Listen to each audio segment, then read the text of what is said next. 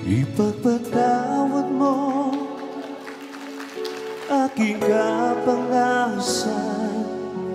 Binibili ko sa di maintindihan. Kailan lang tayo nagkatagpo, ngunit parang sa'yo ayaw nang lumayo. Sabay! Ipagpatawad mo, minahal kita agad.